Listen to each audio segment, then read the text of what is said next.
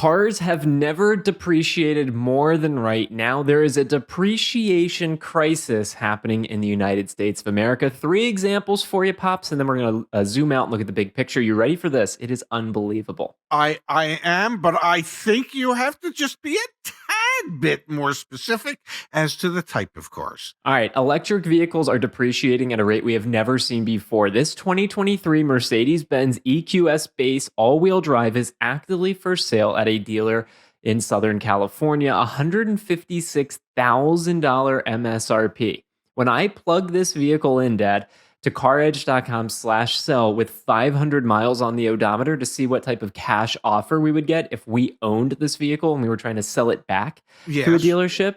What do you think? What do you think the cash offer is on this vehicle? Our algorithm, if you're going to go buy one of these things, is to negotiate at least 15% off from the dealer. So keep that in mind. I think 15.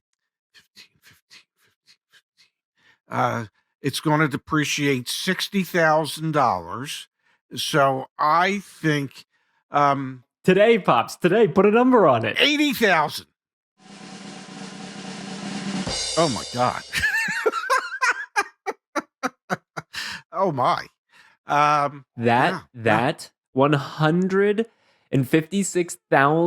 MSRP Mercedes-Benz EQS base all-wheel drive has an instant cash offer value of $67,000 with 500 miles on it. So if you bought this thing at MSRP in the height of, the chip shortage and the vehicle shortage, you are potentially $100,000 upside down on that vehicle. My goodness gracious. Vehicles are not supposed to depreciate over 50% in, I don't know, a week.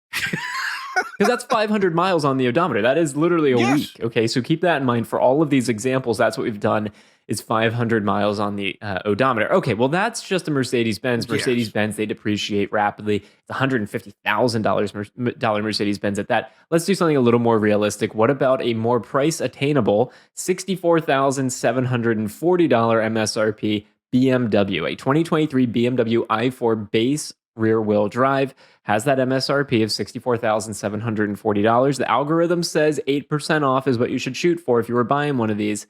I plugged it in, Dad, with 500 miles on the odometer. What do you think the cash offer was? $35,000.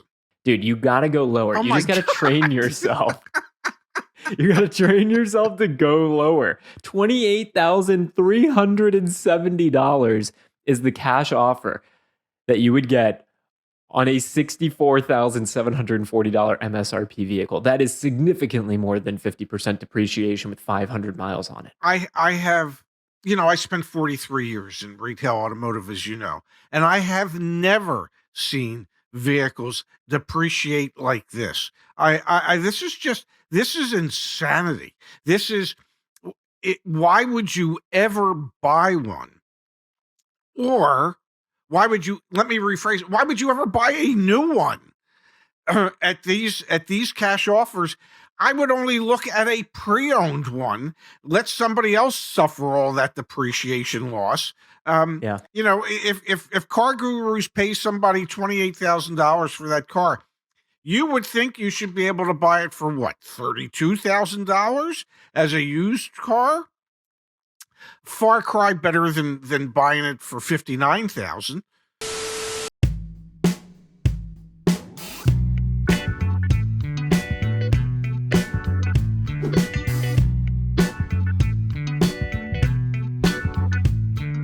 Now, I will say that because the values of these as used cars are so low, it is forcing dealers to offer big discounts. We have our algorithm that suggests certain numbers. I actually have an example deal, Dad, from the CarEdge car buying service. You can check it out back at CarEdge.com.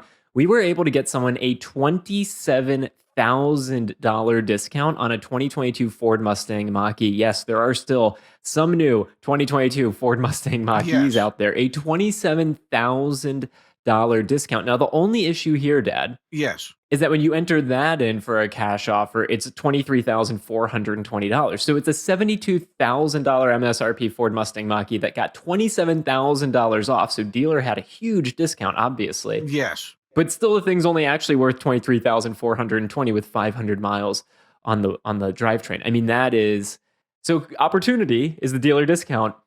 Reality is it's worth nothing near that. Even though you can get a huge discount, it is still not a good buy. So, my suggestion to anybody out there looking at an EV, lease it. Do not buy it.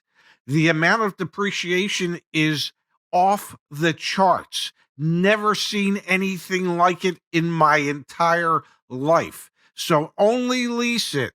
And my guess would be that manufacturers are going to support the residual values so that you can get a cheaper lease payment on it. You would never buy it at the end of the lease because the residual is going to be set way higher than what its real value is. But only lease the damn things. Do not buy it. Restrain yourself. We have all sorts of guides on leasing here on YouTube and obviously back on CarEdge.com as well. Use the Google machine search how to lease a car, how to negotiate a lease space CarEdge, and our free guides will come up. Here is a chart for all of those who are going to comment on this video and say, Ray and Zach and CarEdge, you guys hate EVs. We do not hate EVs.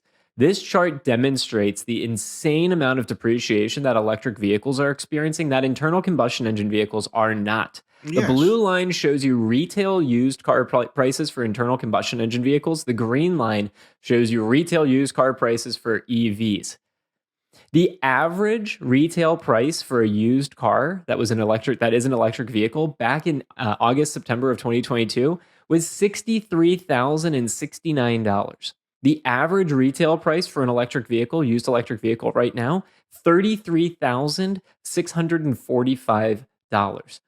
Internal combustion engine vehicles are currently sitting at $32,000. They had been closer to $34,000 over that same period of time. That's comparing, it's apples to oranges, the amount of depreciation that we're experiencing here. $30,000 is the amount of value lost in retail used car prices for electric vehicles. $2,000 is the amount of value lost for internal combustion engine vehicles over that same time. That is 15 times as much. You can see the steadiness in the line when it comes to ICE vehicles as compared to the insanity we have seen with EVs. And the worst part is it's probably going to get worse than it has been because EV sales have stagnated to some degree. There doesn't seem to be quite as strong a market for them as there had been. So that should put even more downward pressure on retail selling prices for new ones, which will impact the retail values and the wholesale values of the used ones, driving those prices down even more. This is insanity. It really is. Insanity is an appropriate word. Edmunds puts out negative equity data every quarter. So Edmunds, a request, please do negative equity broken down by powertrain. Please, please, please. That is a very genuine request because the average amount of negative equity in the most recent data that they had, which was from Q4 of last year, was a record-setting little over $6,000. For electric vehicles, I've got to imagine that it was significantly higher back in Q4 of last year, significantly higher in Q1 of this year, and already even more so in Q2 of this year. Please, Edmunds, please break it out. I am begging you. It's got to be 4 or 5 times higher. Okay, instead of 6, it's got to be $20,000-$30,000 of negative equity on any pre-owned EV that was purchased brand new. I'm never seen anything like it. Hope to never see anything like it again.